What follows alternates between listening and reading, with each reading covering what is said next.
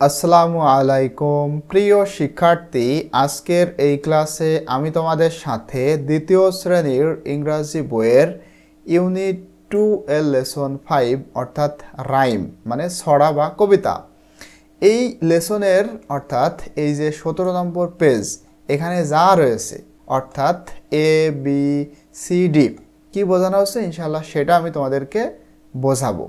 দেখো, এতে বলা হচ্ছে লুক অ্যাট দ্য পিকচার্স, ছবিগুলো দেখো। সে হোয়াট ইউ সি, তুমি যা দেখো সেটা বলো। এখানে যে ছবিগুলো রয়েছে দেখো, এখানে আমি অলরেডি বোঝানোর জন্য এখানে দেখো বাংলা অর্থ সহ লিখেছি।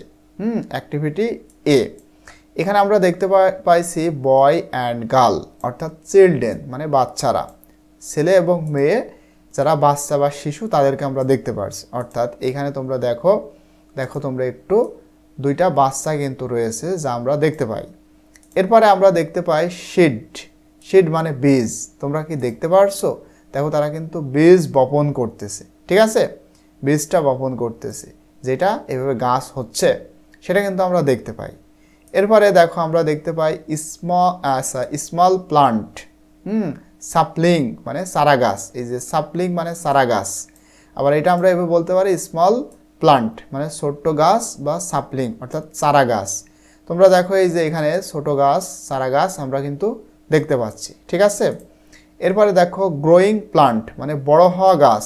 দেখো এইটা ছিল, আমি একটু এভাবে বললাম, এটা কেটে দিই। দেখো একটু খেয়াল করো, এটা হচ্ছে চারা গাছ, আর এই গাছগুলা কি হচ্ছে ওই চারা গাছ থেকে আস্তে আস্তে বড় হচ্ছে, এই জন্য এটা এভাবে বলা হচ্ছে যে গ্রোয়িং গাছ বা গ্রোয়িং প্লান্ট, ঠিক আছে, যে গ্রোয়িং প্লান্ট মানে বড় হওয়া গাছ। এরপরে এই 2 নম্বরটা কিন্তু এটা, সরি আমি বারবার সব এভাবে মার্ক করতেছি, এই 2 নম্বরে যেটা রয়েছে এই যে এটা হচ্ছে গ্রোয়িং প্লান্ট, আর এটা ছিল সাপলিং মানে চারা গাছ, এটা হচ্ছে গ্রোয়িং প্লান্ট মানে বড় হওয়া গাছ। আর এইটা দেখো যেহেতু ফুল রয়েছে এই জন্য আমরা এভাবে বলবো যে ফ্লাওয়ারিং প্লান্ট মানে ফুল ফোটা গাছ, এগুলো আমরা দেখতে পাই। এরপরে ক্লাউড উইথ রেইন, মেঘ ও বৃষ্টি আমরা দেখতে পাই। দেখো এই যে ক্লাউড উইথ রেইন মানে মেঘ, যেই মেঘ দিয়ে বৃষ্টি হচ্ছে সেটা আমরা দেখতে পাই। এরপরে আমরা সূর্য দেখতে পাই, সুতরাং আমরা এভাবে লিখবো সান মানে সূর্য। ওকে, ক্লিয়ার, বুঝেছো? ঠিক আছে। এখন দেখো বিতে বলা হচ্ছে এখানে লুক, লিসেন অ্যান্ড রিসাইট।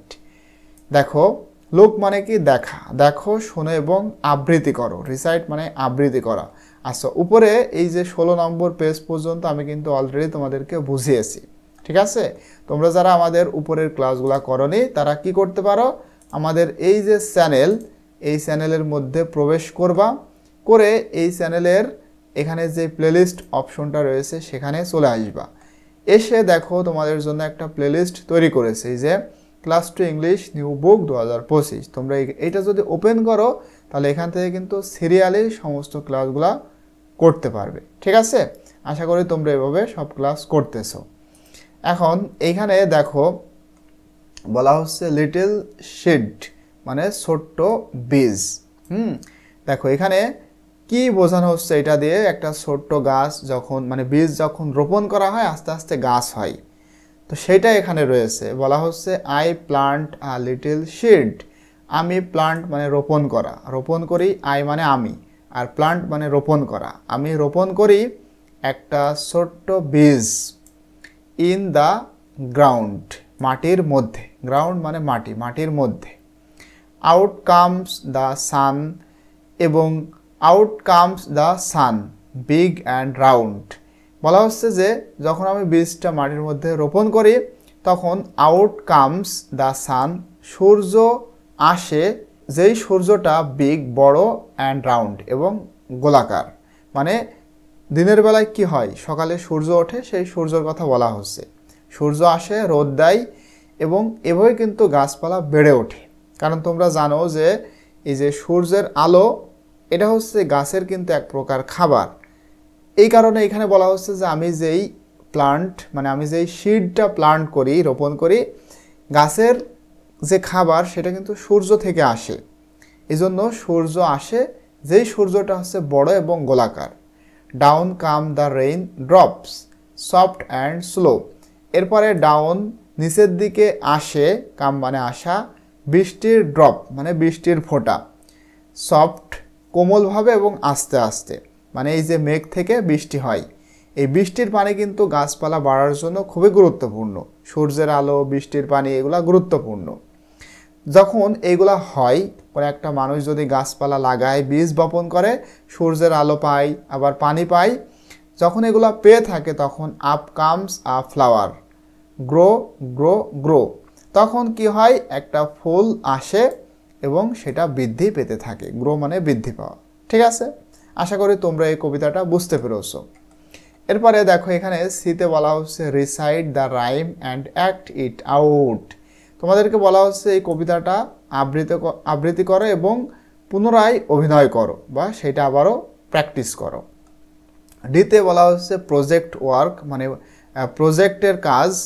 কি বলা হচ্ছে দেখো, plant a seed in the ground, মানে কি মাটিতে একটা বীজ রোপণ করো, অর ইন আ টব, অথবা একটা টবের মধ্যে রোপণ করো। টেক কেয়ার, সেটার যত্ন নাও, and draw pictures of different stages, এবং ভিন্ন ভিন্ন স্টেজের ছবি অঙ্কন করতে থাকো বা অঙ্কন করো। তো এখানে তোমাদের গাছপালা লাগানোর প্রতি আহ্বান করা হচ্ছে। তোমরা জানো গাছপালা হচ্ছে আমাদের সব থেকে পরম বন্ধু। ঠিক আছে, আমাদেরকে অক্সিজেন দিয়ে থাকে এবং আমাদের যে বিষাক্ত কার্বন ডাই অক্সাইড সেটা গাছপালা গ্রহণ করে থাকে। এই জন্য গাছপালা হচ্ছে বলা হয়ে থাকে trees are our best friend.